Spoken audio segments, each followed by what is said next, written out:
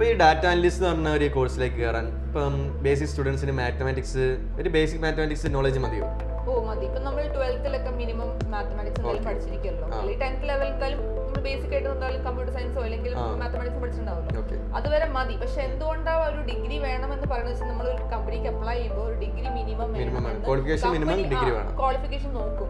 അപ്പൊ അതുകൊണ്ടാണ് ഒരു ഡിഗ്രി മിനിമം വേണം എന്ന് പറയുന്നത്. പക്ഷെ എന്ന് വിചാരിച്ച് നമ്മൾ അതിൽ തന്നെ സ്പെഷ്യലൈസ്ഡ് മാത്തമാറ്റിക്സ് വേണം, അല്ലെങ്കിൽ സ്റ്റാറ്റിസ്റ്റിക്സ് വേണം, അല്ലെങ്കിൽ ഒരു IT പ്രൊഫഷണൽ ആയിരിക്കണം എന്നൊന്നും നിർബന്ധമില്ല. ഏതൊരു ഫീൽഡിലുള്ള ഏതൊരു കുട്ടിക്ക് വേണമെങ്കിലും സ്വിച്ച് ചെയ്യാൻ പറ്റും, അവർക്ക് പെട്ടെന്ന് ഗ്രാസ്പ് ചെയ്യാൻ പറ്റും. അങ്ങനെ കാരണം എല്ലാ ടോപ്പിക്സും ബേസിക്സ് ടു അഡ്വാൻസ് ലെവലിലേക്കാണ് പോകുന്നത്. അപ്പൊ ഏതൊരു ഇൻഡിവിജ്വലിനും അത് പെട്ടെന്ന് ഗ്രാസ്പ് ചെയ്യാൻ പറ്റും. ഏതൊക്കെ ടോപ്പിക്സ് കവർ ചെയ്യും? പൈത്തൺ ഉണ്ട്. പൈത്തൺ ഇപ്പൊ എല്ലാ ഇതിലും മേഖലയിലും യൂസ് ചെയ്യുന്നുണ്ട്. പക്ഷെ ഡേറ്റ അനാലിറ്റിക്സിന് യൂസ് ചെയ്യാൻ വേണ്ടി അതിന്റേതായ ലൈബ്രറീസ് യൂസ് ചെയ്ത് നമ്മൾ പൈത്തൺ യൂസ് ചെയ്യും. പൈത്തൺ ഉണ്ട്, പൈത്തൺ ലൈബ്രറീസ് ഉണ്ട്. അത് കഴിഞ്ഞ് MySQL ഉണ്ട് ഫോർ ഡേറ്റാബേസ് മാനേജ്മെന്റ്. പിന്നെ സ്റ്റാറ്റിസ്റ്റിക്സ് ഉണ്ട്. കുറച്ച് സ്റ്റാറ്റിസ്റ്റിക്സ് ബേസ് വേണമല്ലോ, അഥവാ അത് അറിയാത്ത ആൾക്കാരാണെങ്കിൽ അതിന്റെ ബേസിക്സ്.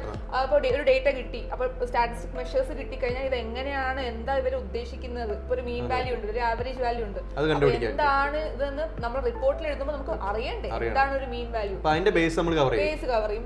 സ്റ്റാറ്റിസ്റ്റിക്സിന്റെ ബേസ് തൊട്ടിട്ട് ആവശ്യമുള്ള ലെവലിൽ വരെ നമ്മൾ കവർ ചെയ്യും.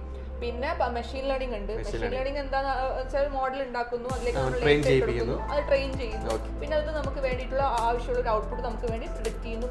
പ്രഡിക്ഷൻ അങ്ങനെ ഒരുപാട് ടൈപ്സ് ഉണ്ട്. പിന്നെ മെഷീൻ ലേണിംഗ് കഴിഞ്ഞിട്ട് പിന്നെ നമുക്ക് വരുന്നത് വിഷ്വലൈസ് ചെയ്യാനുള്ള ടൂൾസ് ആണ്. എക്സൽ വരുന്നുണ്ട്, പവർ BI വരുന്നുണ്ട്, ടാബ്ലോ വരുന്നുണ്ട്. അപ്പൊ അതിലൂടെ നമുക്ക് നമ്മുടെ ഡേറ്റ വിഷ്വലൈസ് ചെയ്യാൻ പറ്റും. അതിൽ നിന്ന് കുറച്ചുകൂടി നമുക്ക് ഇന്റർപ്രിട്ടേഷൻ ചെയ്യാൻ, നമ്മുടെ റിപ്പോർട്ട് സബ്മിഷനൊക്കെ നമുക്ക്, അല്ലെങ്കിൽ നമ്മുടെ പ്രസന്റേഷൻ ആണെങ്കിൽ അതിനൊക്കെ നമുക്ക് യൂസ്ഫുൾ ആയിട്ട് ഡാഷ്ബോർഡ് ക്രിയേറ്റ് ചെയ്യാനൊക്കെ നമ്മൾ അതാ യൂസ് ചെയ്യുന്നുണ്ട്.